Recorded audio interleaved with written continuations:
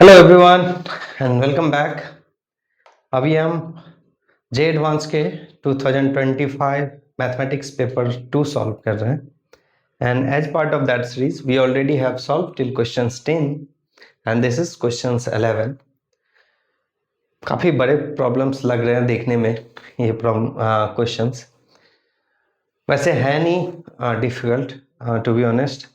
अभी तक जो हमने पिछले 2 प्रॉब्लम्स किए हैं तो आज बेसिकली थोड़े इजी प्रॉब्लम्स मिल रहे हैं बिकॉज क्वेश्चंस 9 भी थोड़े इजी थे, थोड़े क्या वो इजी ही थे। क्वेश्चंस 10 भी इजी टू मीडियम लेवल्स के थे। क्वेश्चंस 11 भी अगेन इजी प्रॉब्लम्स है अगर आपने प्रोबेबिलिटी अगेन प्रैक्टिस कर रखी है तो। बिकॉज प्रोबेबिलिटी जनरली आप इंट्यूशन से नहीं सीख सकते and this is the only part of the basically mathematics where आप जो इंट्यूटिवली सोचोगे ना वो रॉन्ग निकलती है। तो आप और जबकि ये सबसे ज़्यादा इंट्यूटिव सब्जेक्ट्स है so it's a paradox in the sense because क्या होता है जब हम इंट्यूशन से सोचते हैं ना तो कोई ना कोई एक आध पॉसिबिलिटीज़ हम इग्नोर कर देते हैं एंड उसके कारण से प्रोबेबिलिटीज़ के प्रॉब्लम में जो आपकी आंसर्स होती है वो गलत हो जाती है। तो वो इंट्यूशंस डेवलप करने के लिए आपको अलजेब्रिक मैनिपुलेशंस आने चाहिए। There are certain formulas that you should be aware about in probabilities. और अगर वो सब चीज़ आती है तो आपको इस तरीके के प्रॉब्लम्स काफ़ी इजी लगेंगे, ठीक है। और बहुत ज़्यादा मतलब कॉम्प्लिकेटेड क्वेश्चंस आते नहीं हैं जे एडवांस में प्रोबेबिलिटी से। One of the I would say easily highest scoring topics है प्रोबेबिलिटीज़ जे एडवांस के। अगर आपने इसकी प्रैक्टिस कर रखे हैं और इसके बहुत प्रैक्टिस करने पड़ते हैं। सो अगर मैं देखूं इंटायर मैथमेटिक्स में जहाँ पे जनरली आप कैलकुलस करोगे अलजेब्रा करोगे तो आप जितनी प्रैक्टिस करोगे उतने आप ज़्यादा कॉन्फिडेंट रहोगे। प्रोबेबिलिटी के साथ में वो केस नहीं है। आप कितने भी प्रैक्टिस कर लोगे you will never be that kind of a confident. बस फिर क्या होगा अचानक से आपको एक बार लगेगा नहीं मुझे क्लिक कर गया एंड उसके बाद फिर आपको प्रैक्टिस करने की कभी ज़रूरत नहीं पड़ेगी बिकॉज एक बार प्रोबेबिलिटी की बेसिक अंडरस्टैंडिंग आपके पास आ गई तो प्रॉब्लम सॉल्व करना ईजी हो जाता है। तो देखते हैं। तो ऑफिशियली कैटेगराइज मैं करूँ इस प्रॉब्लम्स को तो honestly this is on the easier side, ठीक है। चलिए देखते हैं। वैसे माउथफुल है क्वेश्चंस, पूरी काफ़ी वर्डिंग में है एंड लुक्स वेरी लेंदी और वेरी प्रैक्टिकल्स क्योंकि ऐसे सिचुएशंस होते हैं। इट्स जस्ट दैट कैलकुलेशंस के लिए हमारे पास में जो डिफेक्ट्स हैं उनको इस तरीके से रखा हुआ है बट जनरली ये प्रैक्टिकल प्रॉब्लम्स हैं जो प्रैक्टिस में भी होते हैं। Probability is something which is directly applicable in the practice. चलिए ठीक है देखते हैं। A factory has a total of 3 manufacturing units M1 M2 M3। Okay 3 units हैं which produce bulbs independent of each other। Very basically crucial piece of information, independence, because independence नहीं होगी तो हमारी प्रॉब्लम्स इजी प्रॉब्लम्स भी difficult में convert हो जाएगी, ठीक है। The units M1 M2 and M3 produce bulbs in the proportion of 2:2:1। Okay जब अगर मेरे पास ये दे रखा है तो इसको हम लिख सकते हैं प्रोबेबिलिटी ऑफ M1 बिकॉज अगर मैं इसको देखूं तो M1 ratio M2 ratio M3 ये क्या दे रखा है 2:2:1, राइट। अगर ये दे रखा है इसका मतलब क्या है टोटल्स 5 है, राइट। तो अगर मैं प्रोबेबिलिटी ऑफ M1 करूं तो क्या हो जाएगा 2/5, right. And this is 0.4। Probability of M2 करूंगा तो कितने हैं 2/5 again 0.4। Probability of M3 1/5 that is 0.2, right. मतलब बेसिकली जितने भी प्रोड्यूस हो रहे हैं तो कोई भी एक बल्ब होगी उसको अगर मैं लूंगा तो उसकी प्रोबेबिलिटी क्या आएगी अगर M3 से हो मतलब उसकी प्रोबेबिलिटी आएगी from picking it from M3 is 20%, from M2 and M1 is 40% and 40% respectively. Okay आगे बढ़ते हैं। It is known that 20% of the bulb produced in a factory are defective। That's quite a high number, but चूंकि problems है तो problems पे हम ध्यान देते हैं।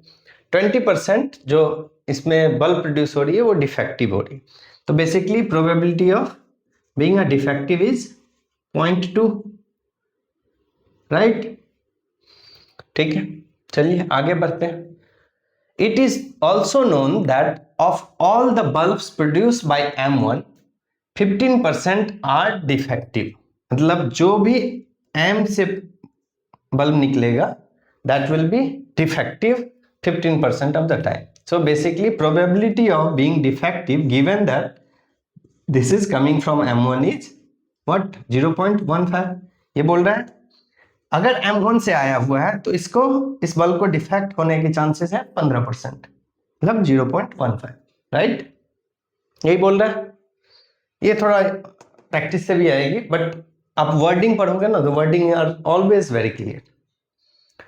Suppose that if a randomly chosen bulb produced in the factory is found to be defective, ठीक है, the probability of that it was produced by M2, okay ठीक है। इसमें था क्या था, पहले दे रखा था कि M1 से प्रोड्यूस हुआ है तो 15% डिफेक्टिव है।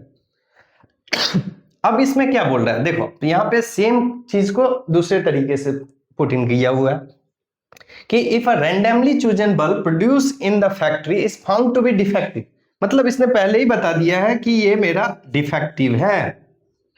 इसमें क्या बताया था मैंने, पहले बताया था कि प्रोड्यूस बाय M1, पहले बता दिया था कि ये M1 से प्रोड्यूस हुआ। यहां क्या बोलता है, produce is chosen bulb produce in the factory is defective.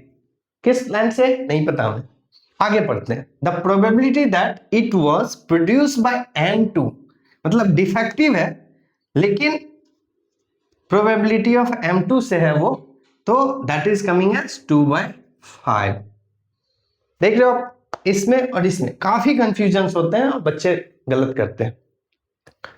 पहला में फिर से मैं रिपीट कर रहा हूं, पहला में क्या बोल रहा है, it is also known that all the bulbs produced by M1, ठीक है, पहले इसने बता दिया कि ये नोन है, मुझे पता है कि ये बल्ब M1 से आया हुआ है। उसके बाद बोल रहा है कि 15% आर डिफेक्टिव, मतलब 15% डिफेक्टिव है, अगर M1 से आया हुआ है तो 15% डिफेक्टिव। दूसरे में बोल रहा है if a randomly chosen bulb produce in the factory is found to be defective, बोल रहा है पहले ही ये बोल रहा है कि given that this is defective, the probability that it was produced by M2 is 2/5, मतलब given that the bulb is defective, now the probability of it is getting produced by M2 is 2/5, that is 40%, right।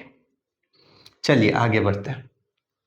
If a bulb is chosen randomly from the bulbs produced by M3, ठीक है, chosen randomly from the bulb produced by M3। अब यहां पे क्या दे रखा है, यहां पे पहले ही मुझे दे रखा है M3 से बल्ब आया है, ठीक है।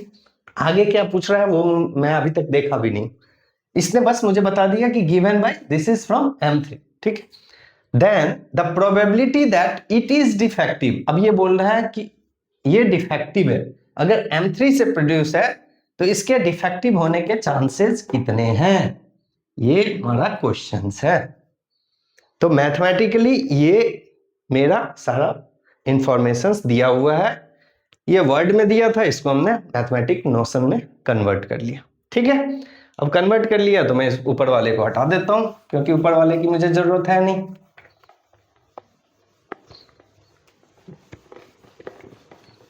क्योंकि मैंने सारे कन्वर्ट कर लिए। अब इसको मैं लिख लेता हूं पहले। प्रोबेबिलिटी ऑफ डिफेक्टिव कितना था मेरे पास दे रखा है 0.2, कोई चीज मिस नहीं होने चाहिए।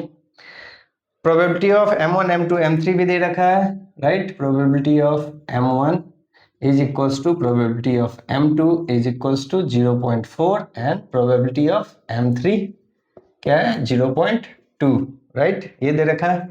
फिर probability of being defective given that it is from M1 is 0.15, probability of defective given that this is from M1 is 0.15, ठीक है। अब उसके बाद क्या है, probability of M2 given that this is defective is 0.4, probability of M2 given that it is defective is 0.4, ठीक है। और मेरा क्वेश्चन क्या पूछ रहा है, probability of being defective given that this is coming from M3, ये मुझे निकालना है। Probability of defective given that this is coming from M3, ये निकालना है। ठीक है, प्रॉब्लम अब हमारे पास में डिफाइन कर लिए। ये सबसे डिफिकल्ट टास्क होता है, प्रॉब्लम को डिफाइन करना। एक बार प्रॉब्लम आपने डिफाइन कर लिया, इसके बाद चीजें काफी इजी है, बिकॉज जैसे ही ए गिवन बी, बी गिवन ए लिखा हुआ है, तो हमें पता है कि बेस थ्योरम्स तो अप्लाई हो गए। अब बेस थ्योरम्स क्या होता है वो मैं पहले एक बार एक्सप्लेन कर देता हूँ।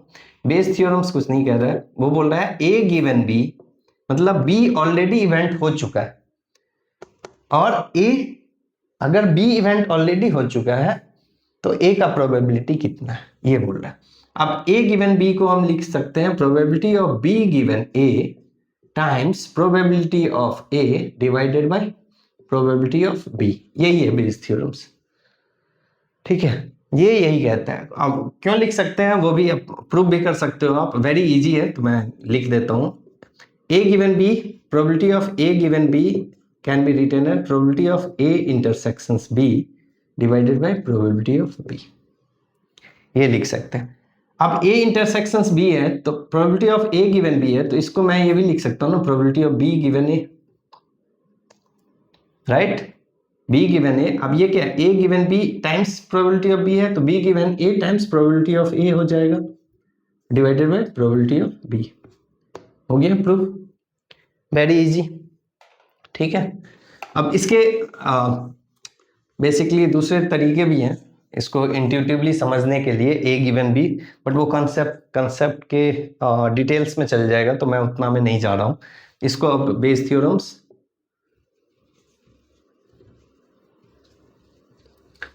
इसको तो आपको याद रखने चाहिए। ठीक है, प्रूव करने के से ज़्यादा अच्छा है कि आप इसको याद रख लो, because Bayes theorems is one of the most important basically concept of the probabilities. ठीक है, अब ये चीज़ है मेरे पास दिए हुए। ठीक है, तो हमें निकालना क्या है, probability of D given M3, right. इसको मैं लिख सकता हूं, क्या लिख सकता हूं, probability of M3 given D times probability of what, M3 given D तो मेरे पास दिया नहीं हुआ है, राइट, प्रोबेबिलिटी ऑफ D तो दिया हुआ है। इसको क्या कर सकता हूं मैं, probability of M1 M2 M3 दिया हुआ है मेरे पास, तो okay, probability of M3 given D करने से ज़्यादा अच्छा है। ओके, मैं समझ गया। देखो, probability of M2 given D दिया हुआ है, राइट, मेरे पास, तो यहाँ से, और यहाँ पे D गिवन M1 दिया हुआ है, यहाँ पे probability of M1 M2 M3 दिया हुआ है। ये मैं इसलिए सोच पा रहा हूँ बिकॉज क्या करना है मुझे, probability of D given M1 times probability of M1 अगर मैं करूँ, राइट, तो M1 का वैल्यूज भी है मेरे पास, probability of D given M1 भी दिया हुआ है, मेरे पास दोनों चीज आ जाएगी। तो इसलिए मैं उस फॉर्म में लेके आना चाह रहा हूँ इसको। अब probability of D given M3 है, probability of D given M3 में अगर मैं, ओके ठीक है, अच्छा, मेरे पास ना प्रोबेबिलिटी ऑफ D भी दिया हुआ है, राइट।